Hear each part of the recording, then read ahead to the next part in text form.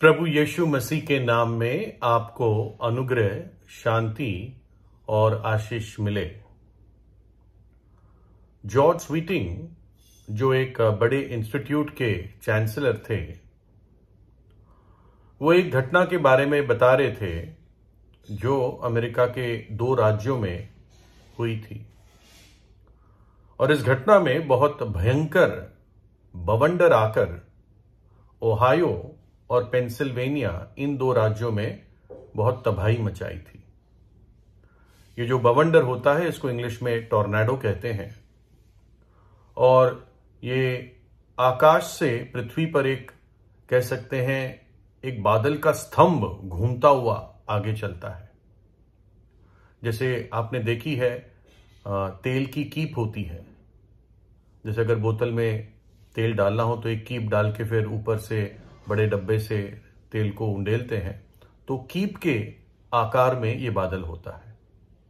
और इस बादल में पानी की बूंदें, कचरा, मलबा, और इसलिए काला सा एक स्तंभ आगे बढ़ता हुआ दिखता है। तो दूर से ही व्यक्ति पहचान जाता है कि बवंडर आ रहा है। और ये माना जाता है कि तूफानों के कैटेगरी में बवंडर सबसे ज्यादा हानिकारक होता है। अलग अलग टाइप के तूफान होते हैं, लेकिन बवंडर सबसे हानिकारक और जानलेवा तूफान होता है।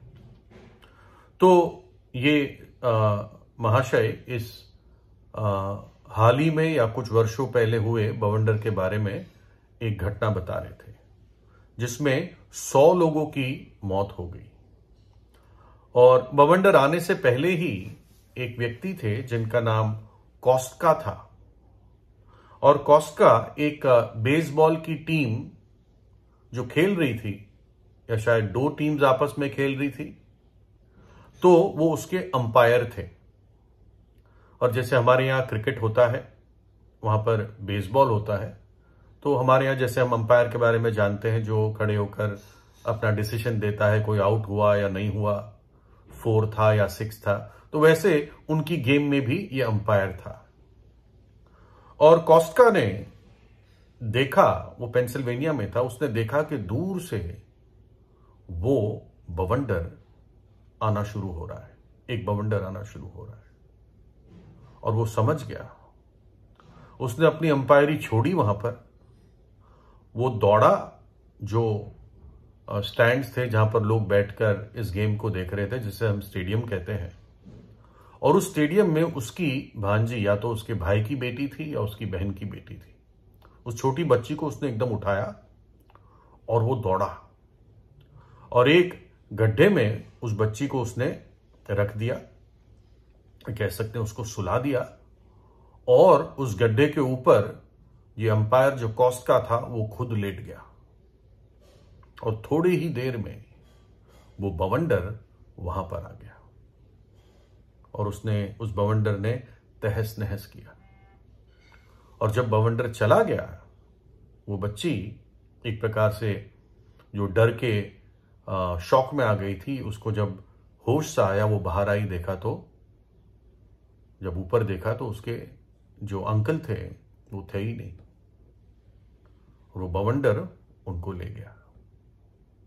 उसके इस कॉस्टका ने अपने शरीर से इस बच्ची को बचा लिया, उस गड्ढे पर अपना शरीर ही रख दिया।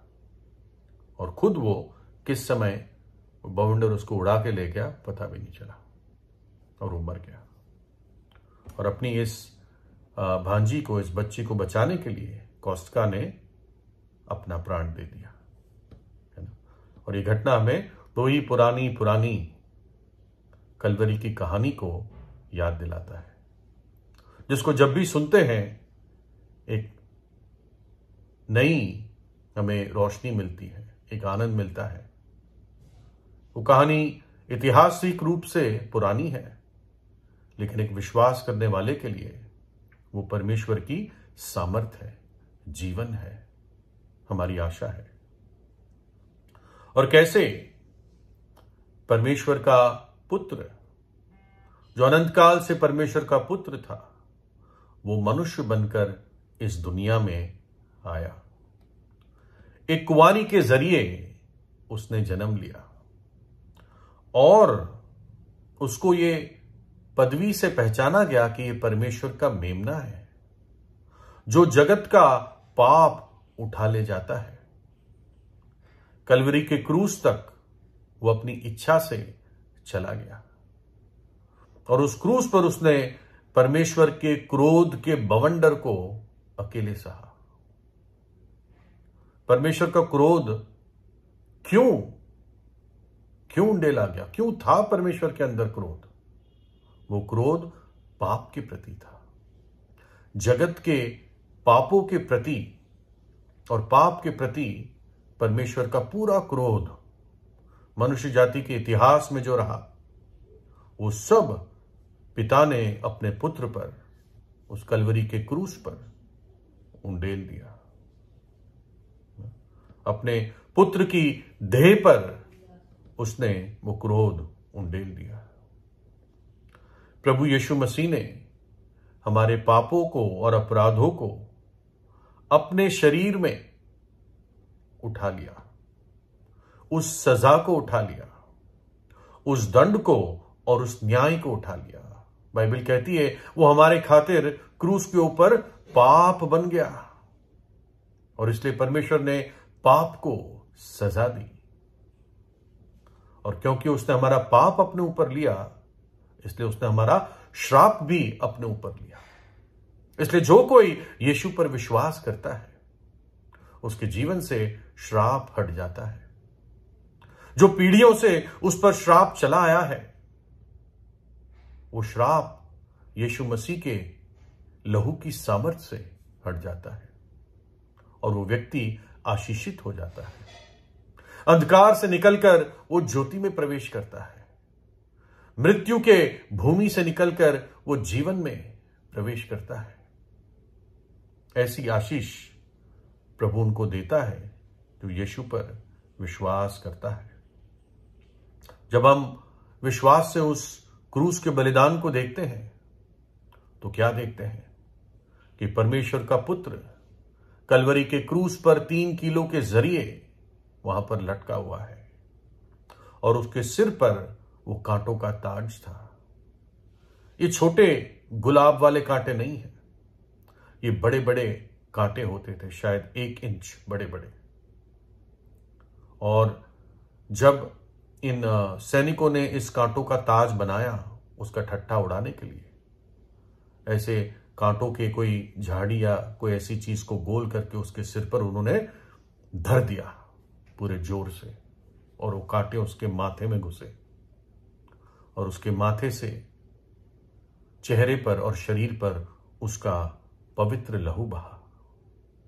वो लहू जो हमारे पापों के लिए प्रायश्चित था, जिस लहू से एक पापी शुद्ध हो जाता है जब वो विश्वास करता है।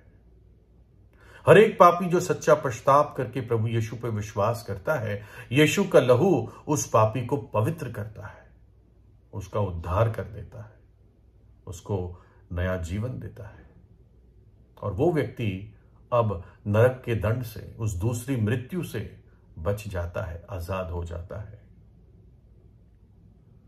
जैसे कोस्टका ने अपने शरीर को बीच में लाकर उस बच्ची को बचा लिया, वैसे प्रभु यीशु मसीह ने अपनी देह को क्रूस पर देकर मनुष्य जाति को बचाने का एक सही, सीधा और सहज मार्ग खोल दिया कि हमें केवल विश्वास करके अब बच सकते हैं उस भयानक दंड से, उस नरक की आग से।